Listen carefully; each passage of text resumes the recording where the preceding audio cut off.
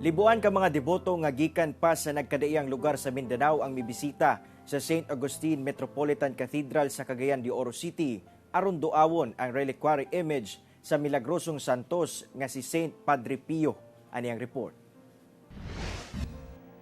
Libuan ka mga deboto ang midagsa sa St. Augustine Metropolitan Cathedral sa Cagayan de Oro City alang sa pagduaw sa reliquary image sa milagrosong Italianong santos nga si Saint Pedro Pio.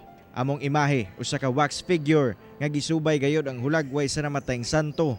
Sulod sa wax figure ang pipila sa mga nahibiling bukog ug unod ni Padre Pio. Butang nga gituo ang milagroso sab ang maong imahe. Pipila sa mga miduaw ang mga debotong sina Eli Villaranda ug Floresa Nisnisan kinsa gikan pa sa Kalilangan, Bukidnon ug El Salvador City. Kuanon ko niya, ihil niya akong sakit. Nga high blood, thyroid, nakoy thyroid, and then sa heart, and then diabetic. Akong gihanyo siya nga.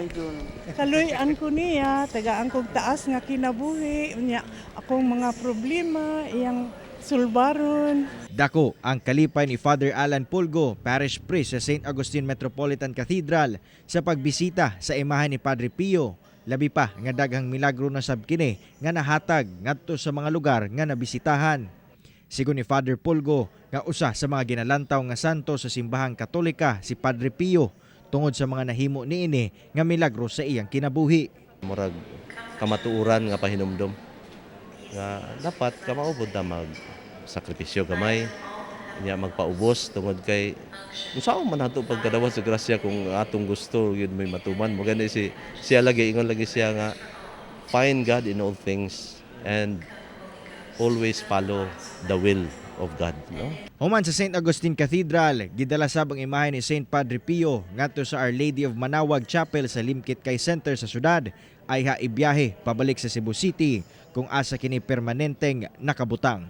Kauban si Makoy Simpron sa kamera. Ako si Cyril Chavez para sa One Mindanao